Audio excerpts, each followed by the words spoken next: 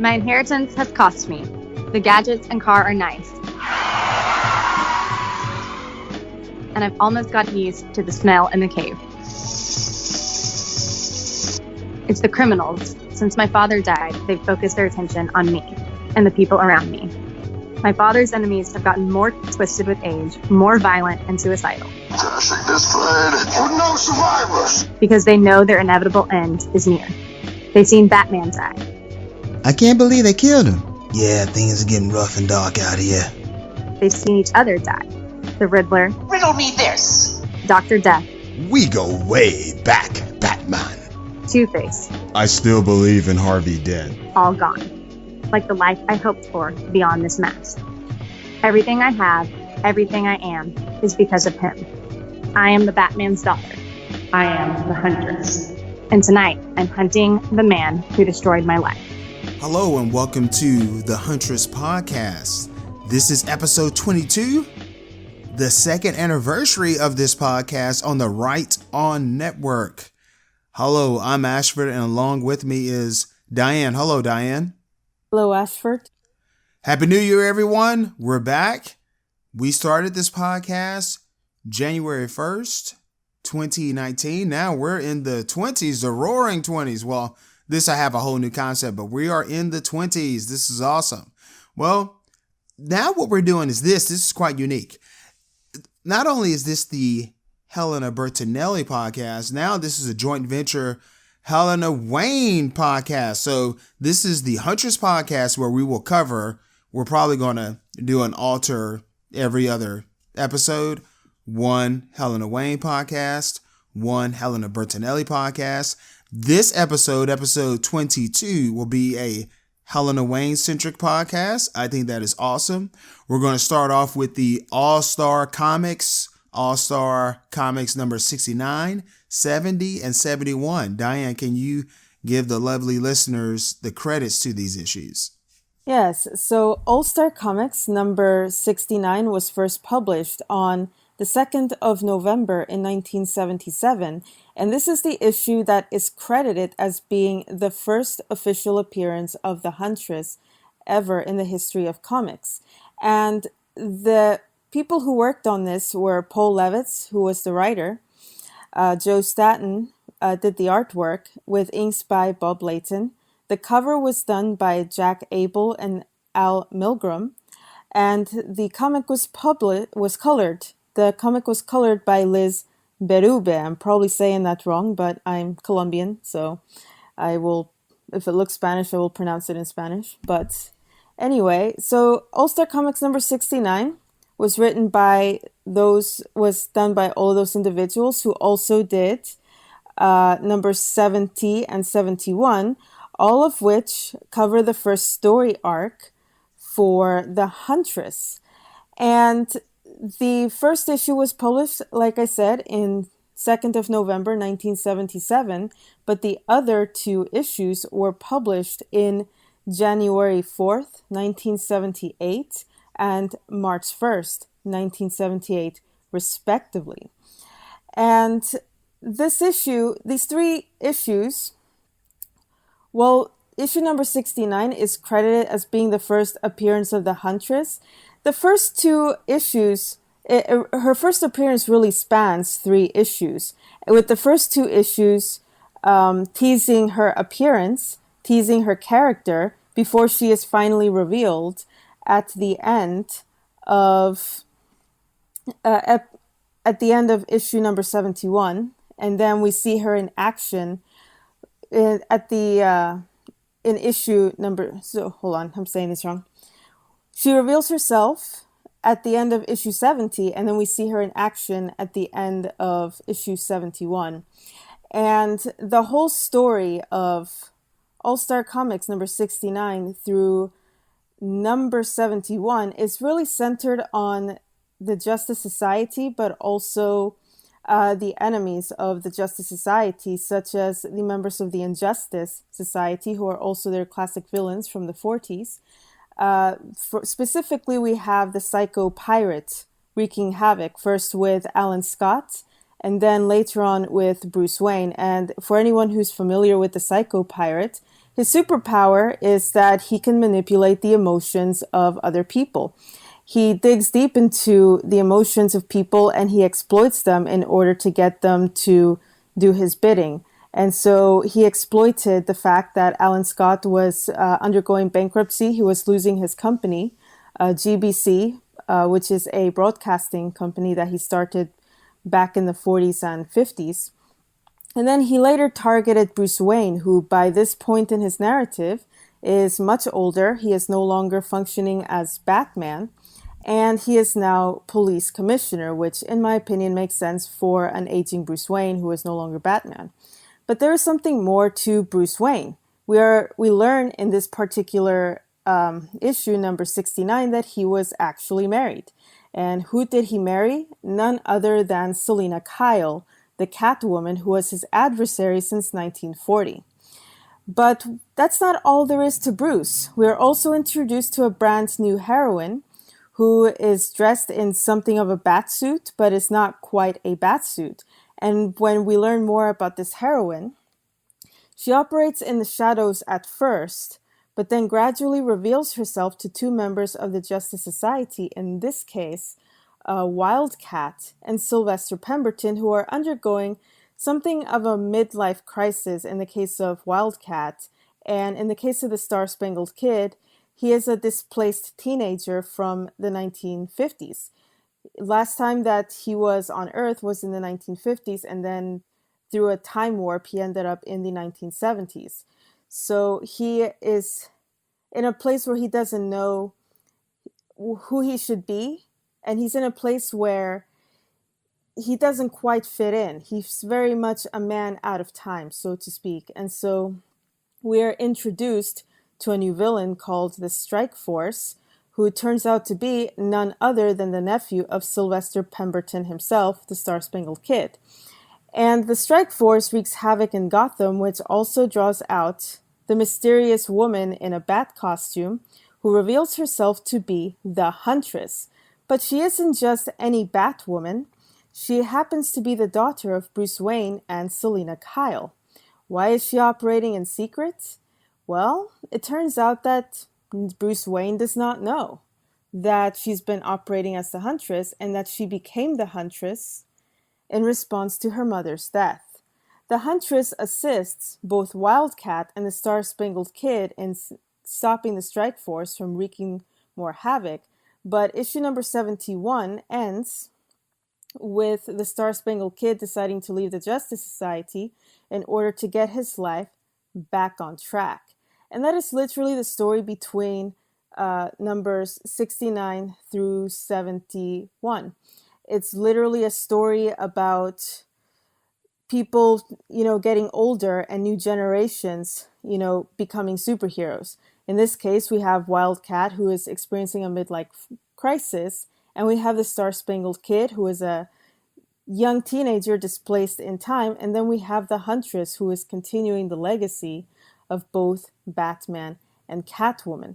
Now, one thing to note about issues number 69 through 71 is that all three of these issues are written with the assumption that the reader has not read DC's Superstars number 17. So the author, Paul Levitz, builds intrigue in the character for 2 issues, teasing her before we are revealed to her identity at the end of number 70, and we see her in action in number 71. Ashford, what was your impression of the Huntress in all 3 of these issues? I loved it. I love the mystery in issues 69 and 70 of, who could this be? And, it alludes to, maybe it's Batman, but you're like, no, there's no way. He retired. Is there a new Batman? And then her performance in issue 71, I want more Helena Wayne and Wildcat scenes together. I thought they were great. And I like the fact that we had Star-Spangled Kid in there, and he does have the converter, but this was a very grounded story, and especially with Wildcat, very grounded. So I think with these 3, it allowed for the Huntress not to be overshadowed by Alan Scott or Jay Garrick. and she took the lead on these. Oh yeah, she definitely did. And the thing is that the way that Paul Levitz and Joe Staton really build her character really does pay off when you see her at the end of issue number 70 in particular. You know, of course, they kind of spoil that the mysterious bat person that's been appearing, you know, in the shadows throughout number 69 in particular. You know, the way that they introduced the Huntress in number 69, they left it ambiguous whether or not the mysterious bat person was a man or a woman. They were basically teasing a new Batman, so to speak, until you find out that no, this mysterious new Batman is not a Batman at all, but a Batwoman, but not quite a Batwoman either. And while they do not reveal the Huntress's identity at the end of number 69, they still reveal her identity on the cover. How did you feel about that? Having Helena Wayne on the cover of the comic? Revealing the character's identity on the cover of the comic, because on the cover they say introducing the Huntress. They don't leave it with a question mark to keep the reader intrigued. Yeah. So do you think that was like an editor's mistake, or? I'm led to believe so, because when you look at the way that number 69 is edited, number 69, or rather, when you look at the way that number 69 is written and edited, it's very much building a mystery around this character. And so they write it in such a way that gets the reader to think, oh, we have a new Batman, but it's not actually a Batman, it's actually a Batwoman, but she's not quite a Batwoman. So they build intrigue in the character, and so while they don't reveal her identity at the end of the issue, the reader still knows who she is, because the cover said that this woman is called the Huntress. So how would you feel as a reader, you know, being told that her name is the Huntress, but we're not told that she is the Huntress at the end of the story? Do you think that maybe they thought there would be some readers who may have concluded that it was the Huntress, the villain one? The Paula Brooks Huntress? I don't think so, because the face of the Huntress that's present on the cover is not the Paula Brooks Huntress, who has a very different appearance. It's very much a different person altogether. But it's also worth noting that number 69 came out at the same time as DC Superstars number 17, which details the origin story. So it's kind of weird how this plays out, because the story itself is written in a way that's meant to build intrigue in the character and get the reader excited to read the next issue. But at the same time, if you read DC Superstars number 17, you already know who the character is, and you most likely already know that she's called the Huntress, and I'm guessing that's probably why they put her name on the cover, because this issue came out at the same time as her origin story. So I guess it was a way of informing the reader where they can read the character following her origin story. Do you think that's a possibility? Yeah, I think so. What about you? I think so too. I think the reason that they reveal it on the cover is because DC Superstar 17 came out. Now, it's also possible that it was an editorial error, because if you remember how Batgirl debuted in 1967, I believe it was, they featured her silhouette on the cover of Detective Comics, but they didn't actually reveal her until you actually read the story. With All-Star number 69, they kind of do a similar thing, but they still tell you her identity, probably, I guess, as a courtesy to the reader who already read DC Superstars number 17, but for people who didn't already read DC Superstars number 17, you know, I guess they set her up in a way that gets you interested in buying that other comic. And so I think it's a bit of a round trip here between two comics. Is what I think is happening.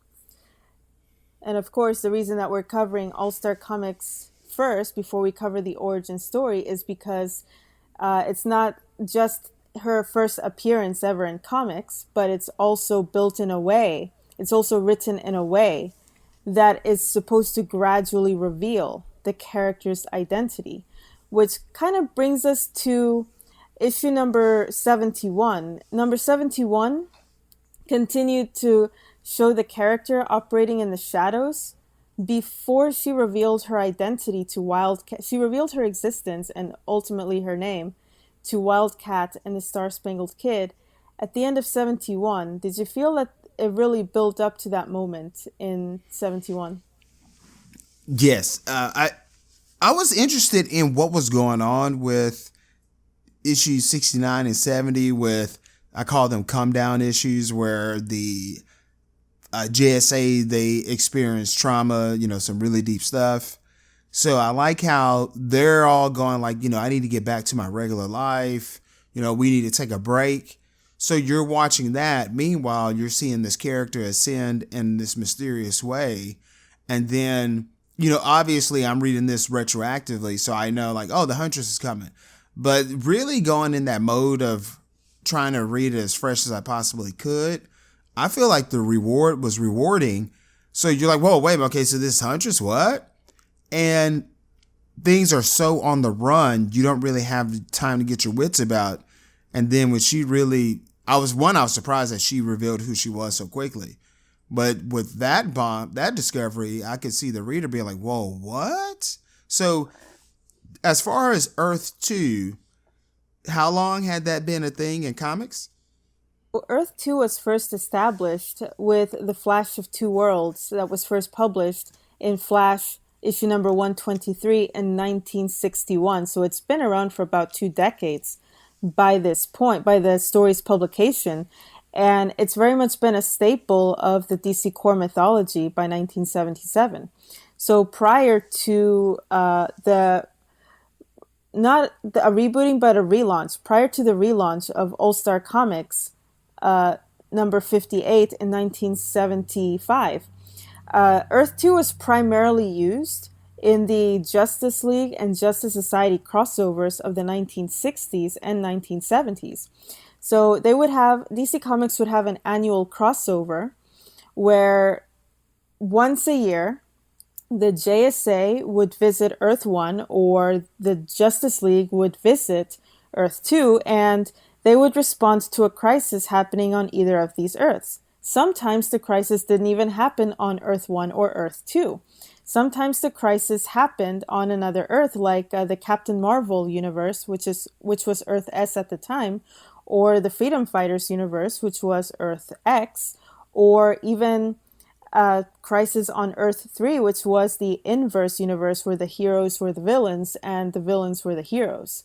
So, but the 2 Earths that were primarily used during DC Comics between 1961 and 1977, and even 1978, were Earths 1 and 2.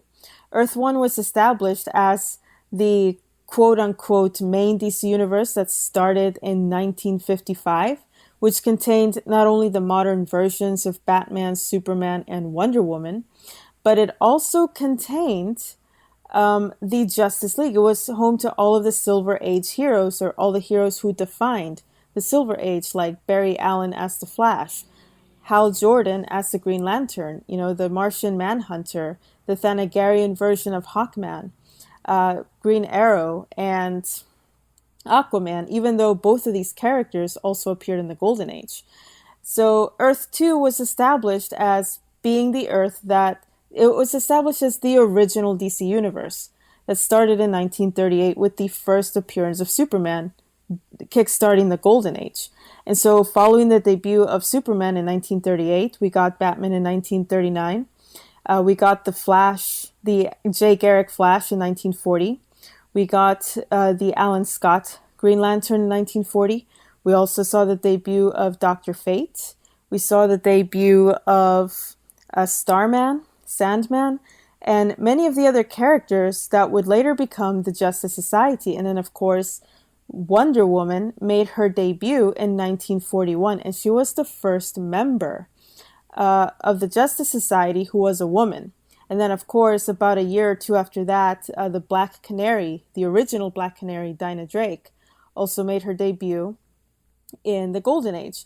So the simple way to put it is that Earth 2 was the original DC universe from 1938 that contained all of the Golden Age versions of DC superheroes, whereas Earth 1 was established as the modern DC universe that started in 1955 with the introductions of Barry Allen and Hal Jordan as the new Flash and Green Lantern. And this world contained the modern versions of DC's heroes, including Batman, Superman, and Wonder Woman. So the Huntress was introduced as the daughter of the original versions of Batman and Catwoman of the Golden Age. So the original version of Batman that appeared in 1939 and the original version of Catwoman that appeared in 1940.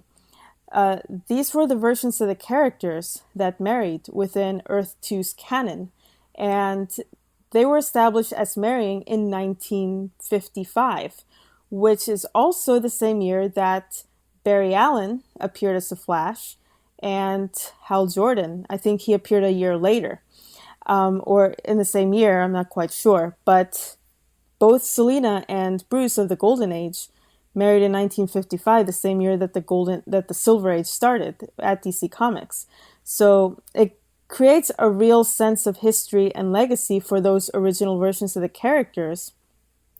So by the time we meet the Huntress in 1977, there's already about 2 decades have passed since the time that Bruce Wayne married Selina Kyle and the time that this young lady made her debut.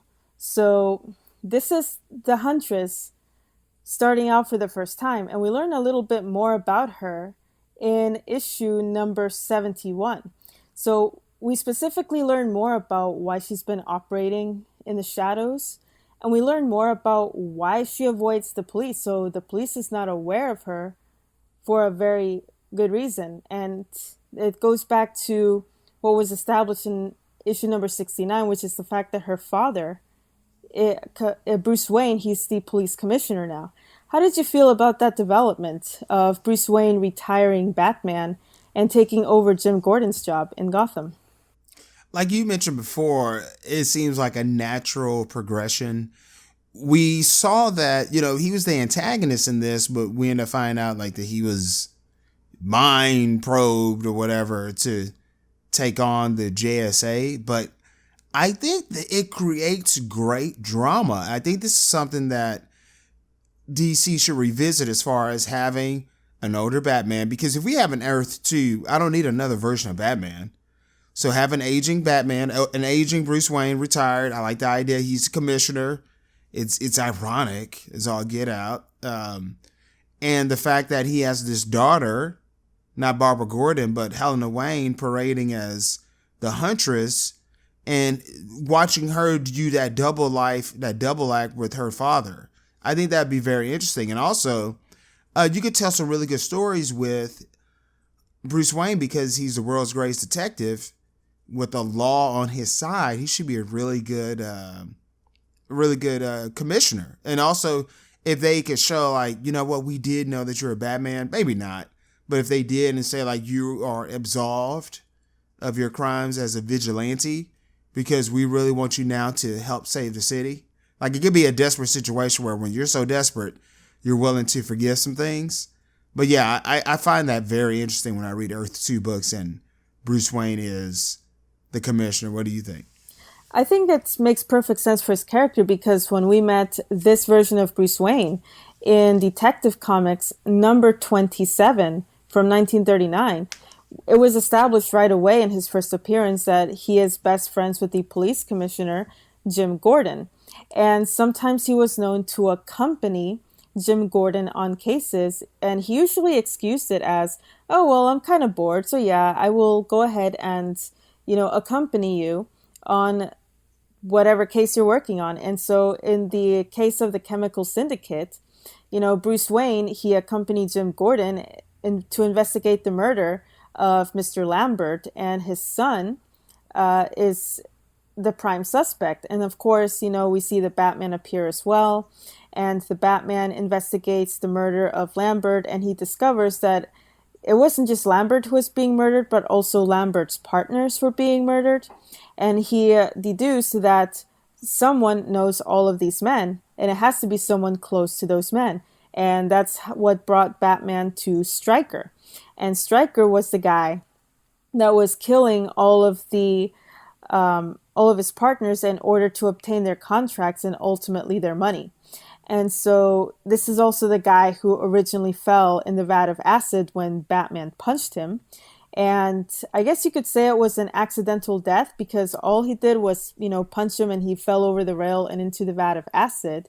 But he was also depicted as not really caring for the fact that he may have murdered a man. And so when another man that was present there looked shocked at the fact that Batman literally punched a man into a vat of acid, Batman's response was a fitting end for his kind.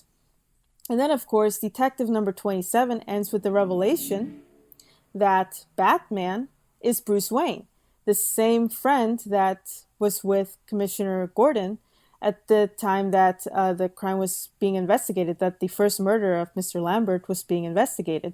And that's when you realize that, so Bruce didn't just disappear because he was bored or, had nothing to do. He disappeared so that he could change into Batman and investigate the case himself.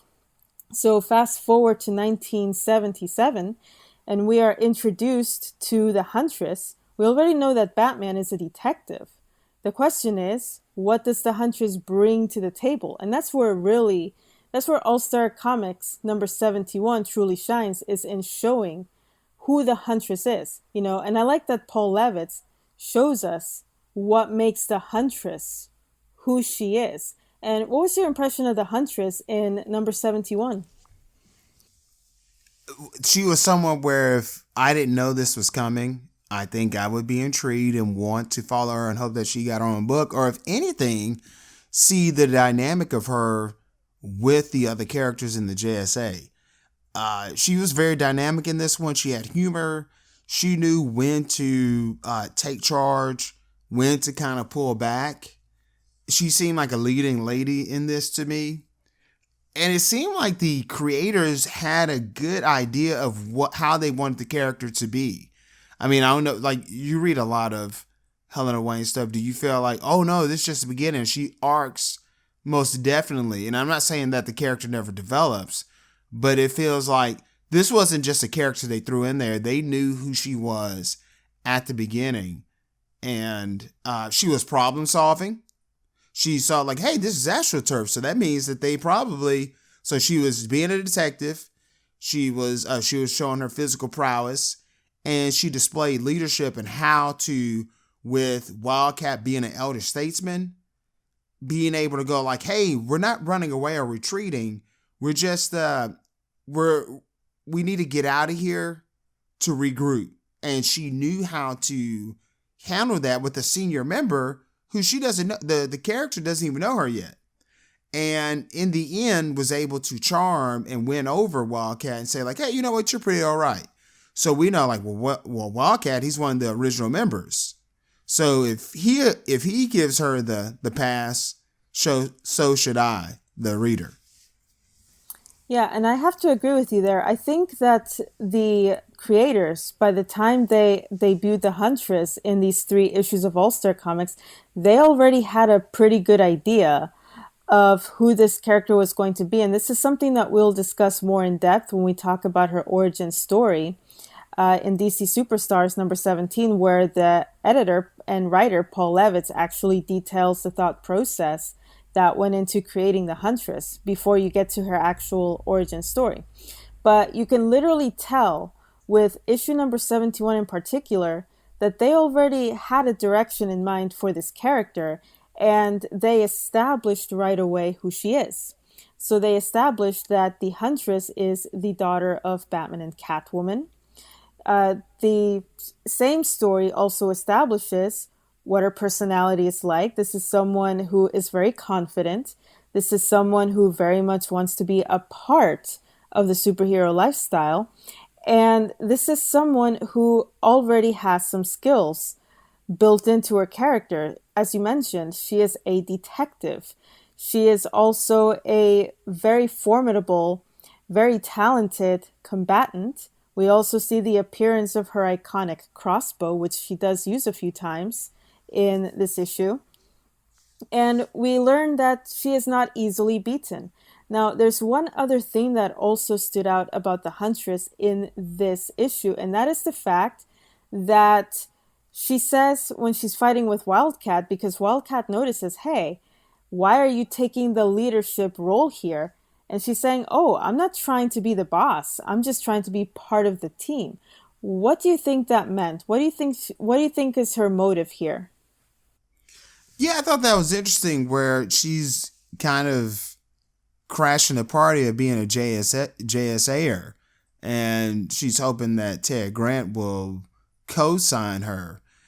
I mean, I don't know. I wonder, because at the end of this, she reveals her identity, like, hey, I'm Bruce Wayne's daughter. So you'd be like, okay, you're a legacy character. And that's something I found interesting about this as well.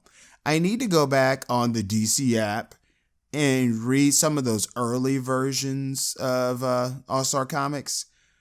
But this is interesting that they already started in the late 70s doing that whole thing of we need to get a newer generation of characters because these characters are aging up. And I love that stuff. I don't like where, for 150 years we're going to get a 25-year-old Bruce Wayne. Why? No. Age these characters out, pass that mantle, because I'm a big, a lot of people aren't going to agree with this. But does Batman have to be Bruce Wayne? Like, I get, like, Clark Kent has to be Superman. Like, Superman has to be Clark Kent. But, like, Superman being 25 for 150 years, why? So I'm all for passing that mantle. It could be Dick Grayson, Tim Drake. I don't care. And the next person's Batman. And they're doing Batman things. Batman is cool. We like it for the gadgets and all that. I mean, is it really? Would you really be flipping over a table if under there it's Dick Grayson and not Bruce Wayne? I mean, I don't know. So, I mean, I guess apparently, of course, people would.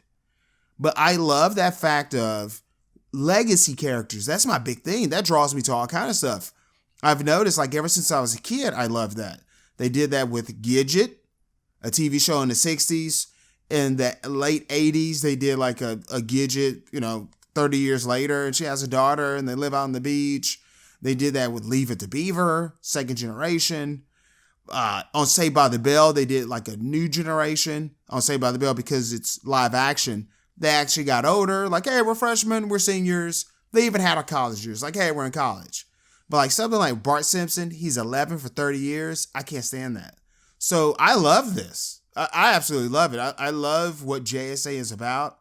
And even the way it was written during the outs or the 2000s, whereas like, yeah, we're older and we got a new generations, two generations where the older characters are being avuncular and we're trying to groom the newer characters. I'm all about it. So I like Helena's appearance in this because this is a sign showing you know what? Pretty soon they're going to have Infinity Inc. because we need some more newer blood. We got Power Girl, and just like how Huntress and Power Girl, they're like a combo. I love that. They're one of a pair. Diane? Right. So speaking of Power Girl, when DC Comics launched All-Star Comics, or relaunched, I should say, All-Star Comics in 1975, they picked up literally right where they left off. So the last issue of All-Star Comics that got published prior to 1975 was number 57 in the early 1950s, containing the original Justice Society roster from the Golden Age. So when they relaunched it in 1975, they didn't just reunite the older Justice Society heroes who were now 2 decades older compared to the last time that we saw them in All-Star, but they also used this opportunity to introduce brand new characters in order to explore the concept of generational legacy. How do the older heroes, get along with the younger heroes? Did the Justice Society, the older Justice Society heroes, inspire this new generation of heroes to step up and fight alongside them, maybe later on take their place? And another major theme that is explored in the 1970s All-Star Comics relaunch is, how do the older JSA heroes feel about fighting in a more modern decade like the 1970s? What are their ideals from the 1940s still compatible to the ideals of the 1970s? And one of the things that was going on during the 1970s was the second wave feminist movement, which is what the character of Power Girl ended up embodying. So while the older Justice Society heroes, most of whom are men, they have, set ideas about how women are supposed to be. Power Girl is there to challenge their assumptions about women. So she's kind of, I guess you could say, she's kind of fulfilling the same role that Wonder Woman originally fulfilled in the 1940s, where she challenged gender norms. She challenged the roles of women in the 40s, whereas women are usually prescribed the role of being the love interest, the damsel in distress, the object of affection. Wonder Woman subverted all of that by being the hero of the story instead of the love interest, and Steve Trevor fulfills all of the roles that women fulfill in stories. So in the 1940s Wonder Woman comics, Wonder Woman does all the action. She does all the fighting. She's the one who takes initiative. She's the character with the most agency in her story. Her supporting cast are women. She not only grew up on Amazon Island, but when she made it into Man's World, she had a supporting cast that was primarily comprised of women, such as Etta Candy and the Holiday Girls, and even some of her iconic villains like the original Priscilla Rich Cheetah, the Baroness von Gunther, even Princess Maru, who is the Dr. Poison. Some of her iconic villains were women. So Wonder Woman was ahead of her time because she challenged all of those gender roles. And she in turn ended up, challenging, I guess you could say, the JSAers at the time. Now, unfortunately, when she was a member of the JSA, Wonder Woman ended up fulfilling the roles that women typically fulfill in male narrative stories, but she was also a member of the team. She was also an equal fighter on the team. So when we get to Power Girl in 1975, and 1976 in particular was her big year, she's basically fulfilling the role that Wonder Woman once fulfilled, but now she is taking it to a whole new level. Power Girl says exactly what's on her mind. She is completely unfiltered. And this is one of the reasons that Wildcat does not get along with her, at least not at first. So Wildcat does care about Power Girl, but he cannot stand her second wave feminist attitude. He hates the fact that she's outspoken. He hates the fact that she is unfiltered. He hates the fact that, she gets her way and that she cannot be controlled. You cannot tell Power Girl what to do. If she feels that there is a certain way to do something, she will do it her way. She will not follow orders necessarily. And so she and Wildcat tended to clash a lot. But now we have Helena Wayne entering the picture a year after Power Girl debuts. And we see that at first, Wildcat is reluctant to accept another woman, to accept another partnership with another woman. But we see that he actually quite likes Huntress, perhaps a lot more than he likes Power Girl. At first, he's reluctant to work alongside her because he doesn't like the fact that she's kind of taking on a leadership role. But then, he likes the fact that she's a fighter just like he is, and she doesn't do all the fighting. She doesn't take center stage, basically. And so he likes the fact that, hey, at least you're leaving me a few bozos to punch. You're not doing all the fighting here. I love that. Yeah, so it's a huge contrast between how Wildcat interacts with Power Girl and how he interacts with the Huntress. And by the end of this story in issue number 71, we find that he quite likes the Huntress and that he enjoyed working alongside her. Now, of course, you and I are both Huntress fans, but we both got introduced to very different versions of the Huntress. For you, you met the Helena Bertinelli Huntress first, and for me, it was literally the total opposite. I became aware of the Helena Wayne Huntress first before I knew Bertinelli. Seeing that you are more familiar with Bertinelli, do you see how Helena Wayne may have provided the foundation for her character in this first 3 issues? Most definitely. Now, I will say this. I think technically I may have been introduced to the concept of Helena Wayne first, because I remember it had to be in 2001, 2, or 3. I was at a friend's house and it was on WB, now CW. And he was like, oh, this is Birds of Prey. And he told me the concept of the show. And he said, this is like, it's on a different Earth. And on this one, Batman and Catwoman, they had a daughter, and her name's Huntress. And again, because that's like legacy stuff, I remembered that intrigued me. But I didn't go on to watch the show until like, 20 years later, or whatever, 18 years later.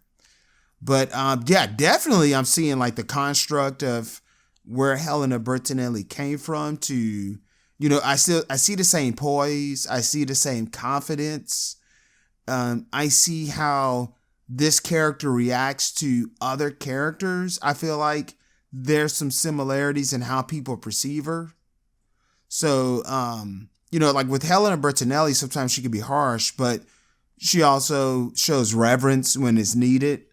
And I saw that here.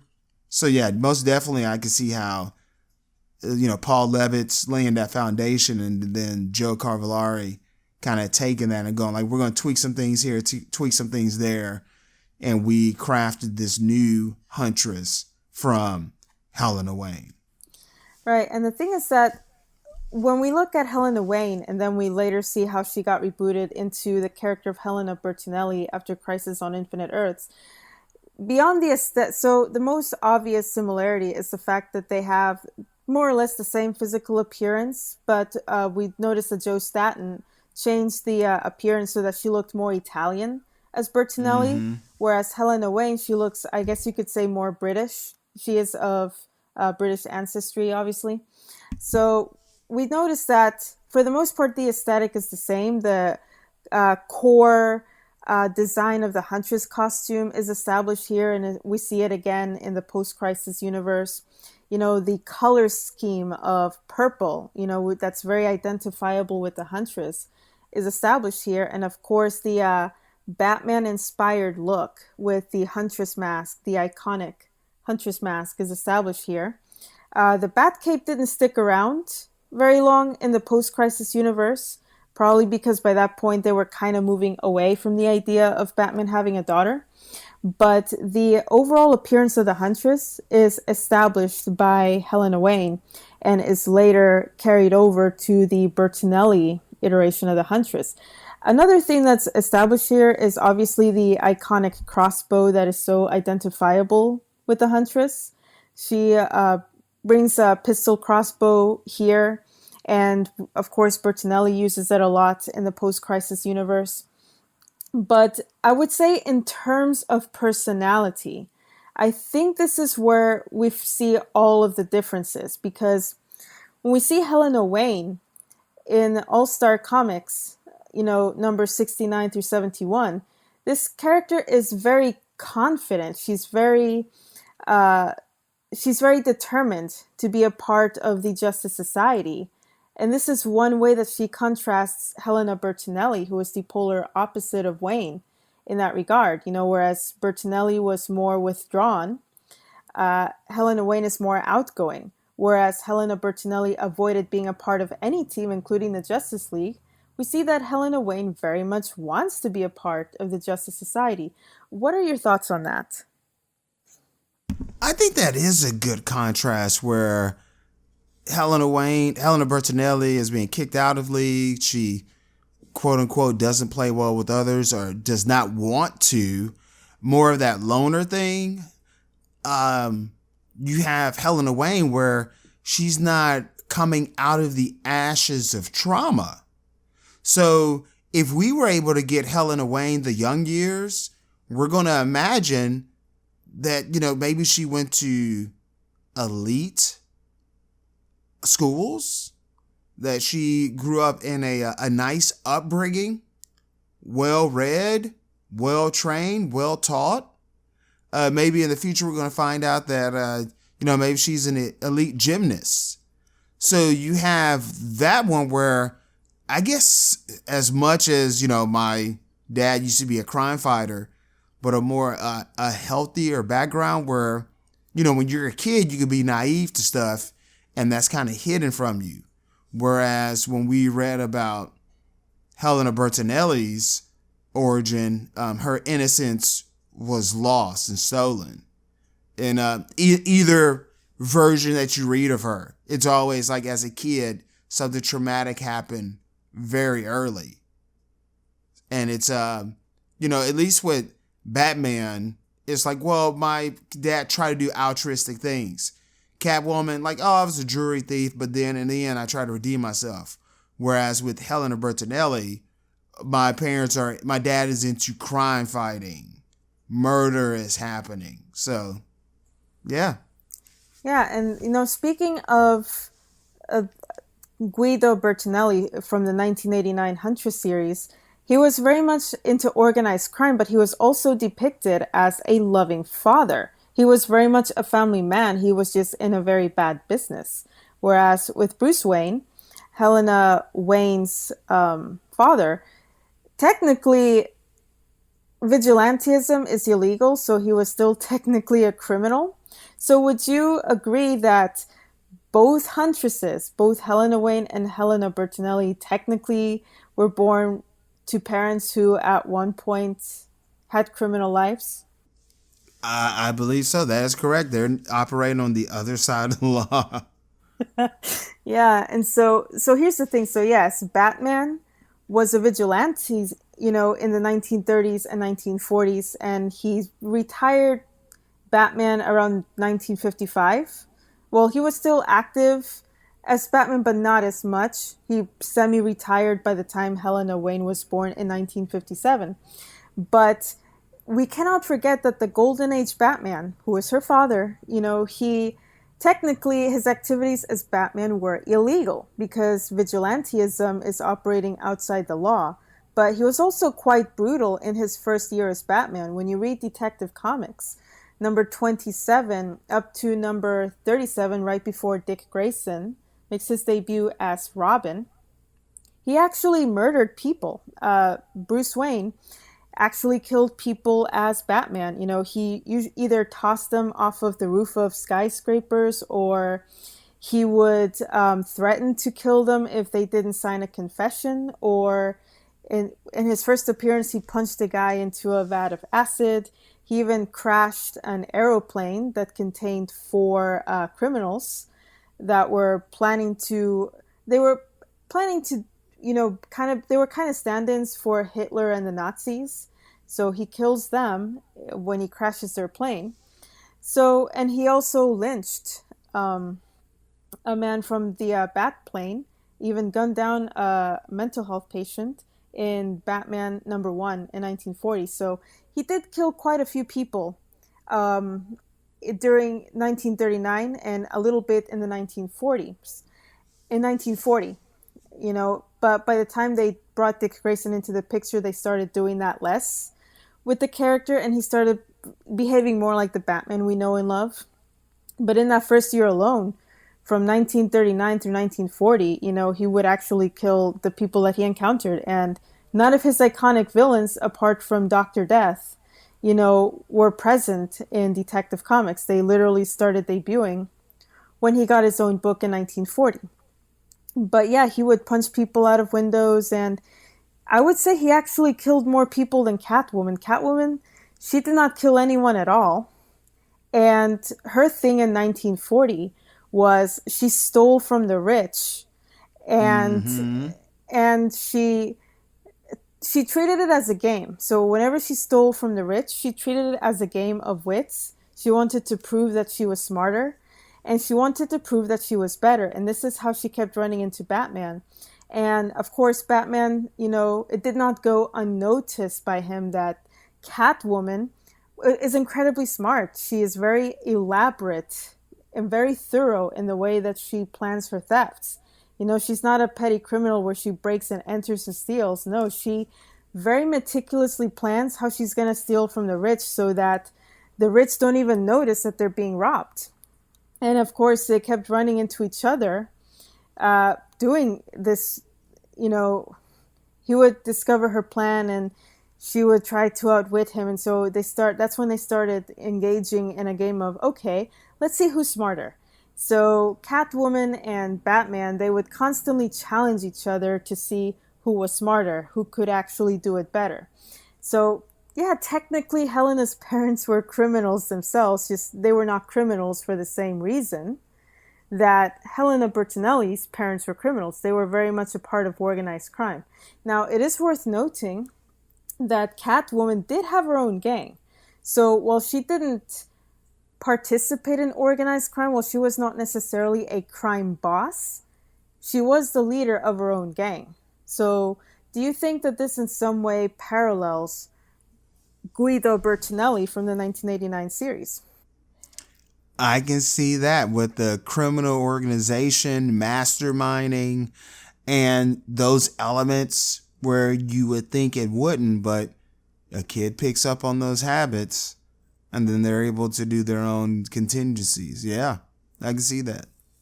Yeah, so I think thematically, Helena Bertinelli, I would say thematically, Helena Wayne provided more foundation for Helena Bertinelli than most people would give credit for. Because her own parents were criminals themselves, just not for the same reason that Helena Bertinelli's parents were. We learned in issue number 69 in particular that it took the death of her mother to get Helena Wayne started on her path to becoming the Huntress. And of course, we learned in the 1989 series that the murder of her parents was what also kickstarted Helena Bertinelli's path to becoming the Huntress. But I would also argue that both of these women respond to their traumas very differently.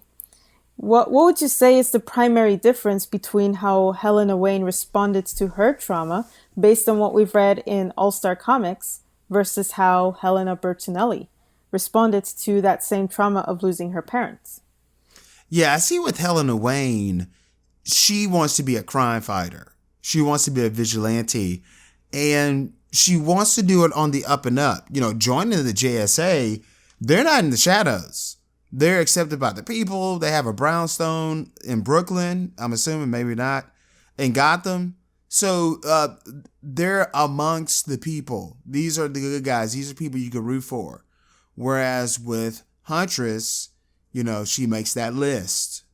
You know, she's checking it once, she's checking it twice. And she's going out and hunting folks. So I can see the two differences there. And also you have like Huntress carrying that pain in the forefront. Is more on the front end with Helena Bertinelli. You see the pain that she carries on the front end. Whereas, and like you mentioned before, with Helena Wayne, she wants to do this amongst the family of the JSA. Whereas Helena Wayne kind of sometimes she bolts, and Helena Bertinelli, she bolts and goes her own way. Right. And so I guess this is where you really start to notice the differences as well. When you look at the fact that Helena Wayne, you know, even in issues number 70 and 71 in particular, when you look at the fact that she very much wants to join the JSA, and she's basically treating this first case like her audition for JSA membership, which is not something you'll ever see with Helena Bertinelli in the post-crisis universe, which really does beg the question, was it really necessary to kill off Catwoman for Helena Wayne to go off on that path? Or would she have done it anyway, regardless if her parents were alive or not? Yeah, I don't know. To me, I feel like both of these characters, they're destined to be the Huntress. They're destined to be these characters. And in both instances, I feel like the DC universe that they exist in, it needs them. Because I think we mentioned this with, Helena Bertinelli, where there really isn't another character in the DC universe like her. As far as like, she's a loner. She's into her Catholicism at times. She sometimes she crosses the line a little bit, but she's vulnerable. But she's actually very sweet, but not everyone gets to see that. And then on the Helena Wayne side, it's, hey, I'm the daughter of Batman and Catwoman. I want to take on their legacy, but create my own lane. So I think when other characters on Earth 2, on Prime Earth or whatever, you don't see that. So they seem like they're both needed. Right. And so when I think about Helena Wayne and Helena Bertinelli as the Huntress, when you look at the way that Helena Wayne is characterized in these issues of All-Star Comics, I am led to believe that killing her mother was unnecessary because she would have chosen to become the Huntress anyway for one reason and one reason only. She is aware of the fact that her father was Batman. And she, of course, if you find out, as a kid growing up that your father was a superhero and he was a member of the Justice Society. Well, he wasn't a member of the Justice Society, but he did actually fight alongside the Justice Society on occasion. And so when you become aware of the fact that you're a part of a really interesting legacy like that, of course, you as a child are going to you're going to think to yourself, oh yeah, I totally want to be a hero just like my dad. And so I think that she would have still chosen to do that regardless. And I think we're going to see more examples of that as we continue to follow Helena Wayne's journey into becoming the Huntress from 1977 up until Crisis on Infinite Earths in 1986. But I think the desire to be a superhero was already built into her character on the fact that her father was Batman alone. Now, how does she feel about her mother's legacy is another story.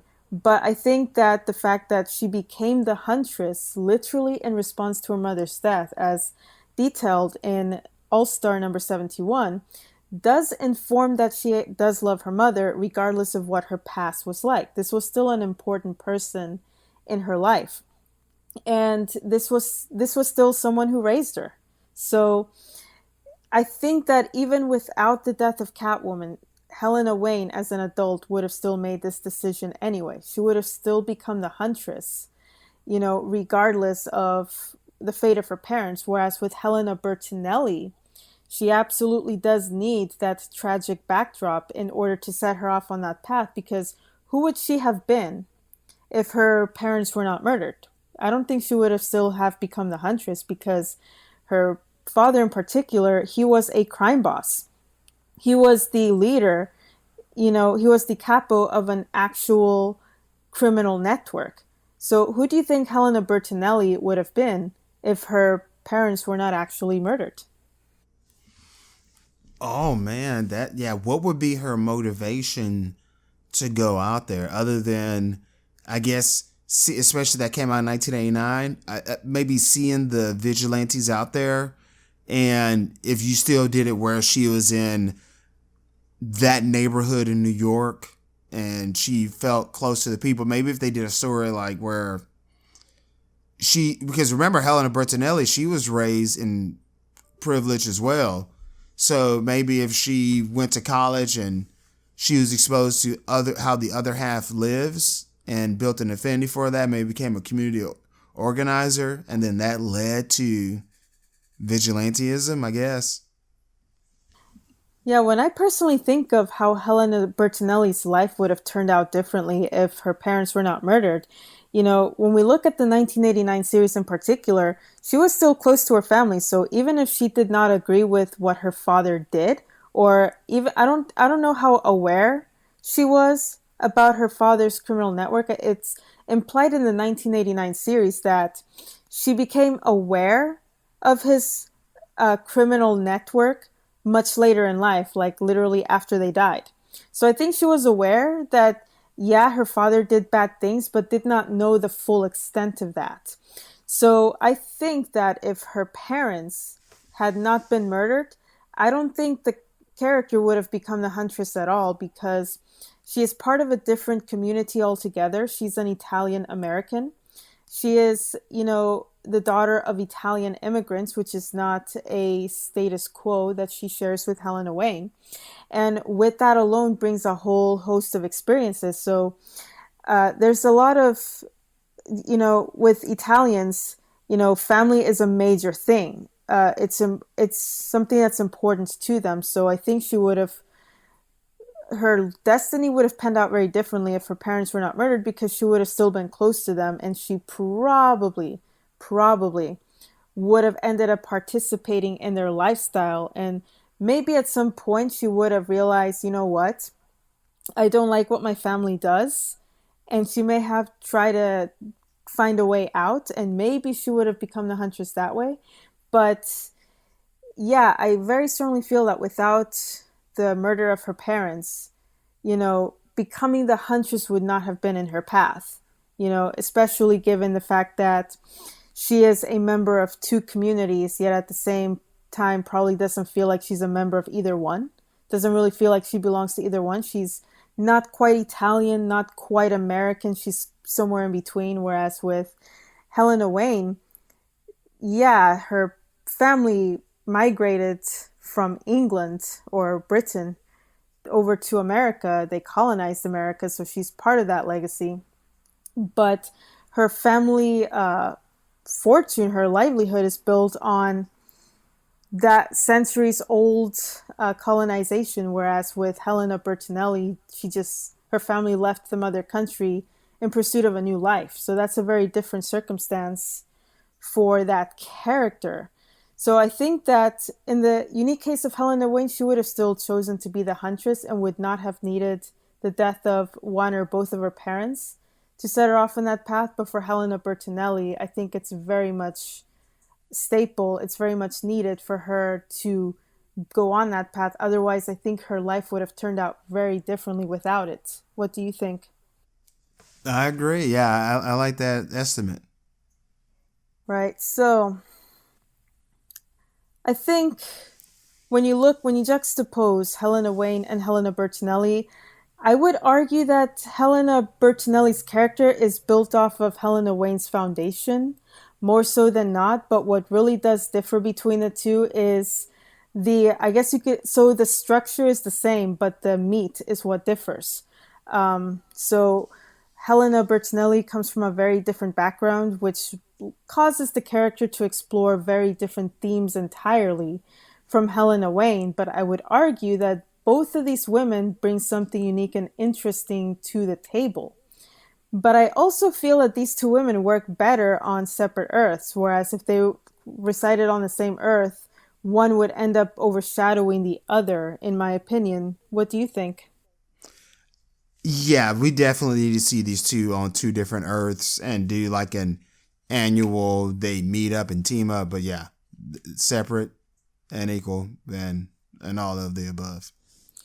Right. So I think we pretty much discussed all that there is to say about All-Star Comics number 69 through 71. Basically, it introduces us to the character of the Huntress, and the entire character's foundation is literally established in the last issue that she appears in for this particular story, issue number 71. I think it does a very good job at laying out the foundation right out of the gate. So they don't spend, 6 issues, exploring who she is. They did it all in one issue with the first 2 issues teasing. I thought that was really, really clever how they did that. What do you think? Yeah, again, with issues 69 and 70, I love the mystery there, the intrigue. You see in the silhouette, the shadows, cool stuff. And then, almost like there are parts where I think, wasn't there times where she got inside the headquarters of JSA?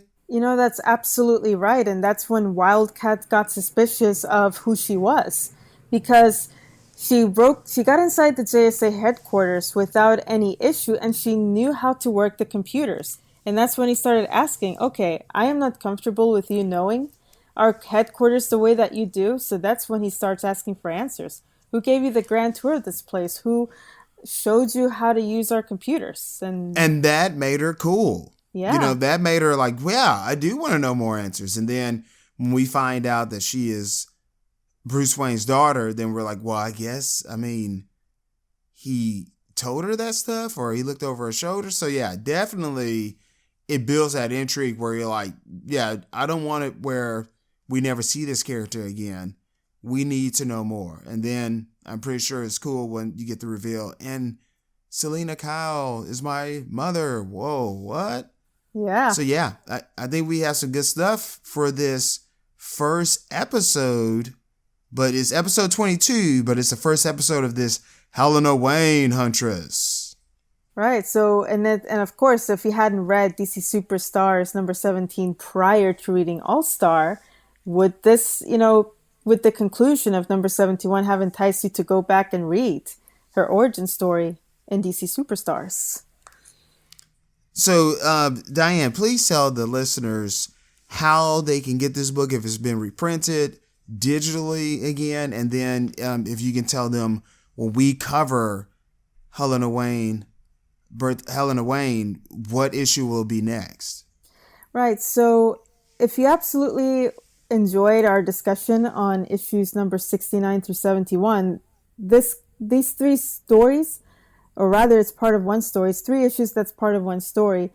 There's literally three places where you can actually read this comic legally. We do not recommend pirating, but I would say that as far as digital goes, all three issues of All-Star Comics 69, 17, 71 is available on the DC Universe app. So if you are a subscriber to DC Universe, you can read all three of these comics for free. Or if you live outside of the US or you're not a subscriber to DC Universe, you can also find these comics on Comixology.com and even on the DC Comics app, which you can purchase for $1.99. To me, that's a pretty good price. Of course, if you are not really into digital comics and you want to know where you can read this comic physically, of course, apart from buying the physical issues on eBay, you can also find these stories reprinted in Justice Society, Volume 2, which was first printed in 2007 and is currently out of print, but you can still find it on eBay. And you can also find these three issues, this story, in All-Star Comics, Only Legends Live Forever, which is available now. Actually, this one went on sale last month. So it is very much, you can find it at any comic book store. You can buy it at any bookstore. You can buy it on Amazon.com. So if you are interested in reading All-Star Comics 69 through 71, you can check it out on DCUniverse.com. You can also check it out on Comixology.com and the DC Comics app. And you can also find it in print in Justice Society, Volume 2, and in All-Star Comics, Only Legends Live Forever, the hardcover, which is on sale now. So for episode 23, we're going to cover a Helena Bertinelli, a Huntress episode, and it's going to be Detective Comics 652 and Detective Comics 653. And if you have the DC app, I have it. That's how I'm going to read it. If you have your hands on it, that's even better. But for episode 23 of the Huntress Podcast, we are going to cover Detective Comics number 652 and Detective Comics number 653. And it's going to be our first post that first story arc, issues 1 through 19 with the JLI inclusion. Now that's over, so we're in this volume 2 of the Helena Podcast. Please contact us on Twitter at the Huntress Podcast. At the Huntress Podcast. Go to the website, leave us a message at thehuntress.podcast.com. You can leave us a message there. We can read it and keep this conversation going. And you can support the show by going to Apple Podcasts, subscribing to the show, giving us a 5-star rating, and rating the show. And if you want to support us in other ways, like being a Patreon, go to patreon.com/Wright On Network. That is WRIGHT on Network. So until next time, guys, Happy New Year and cheers!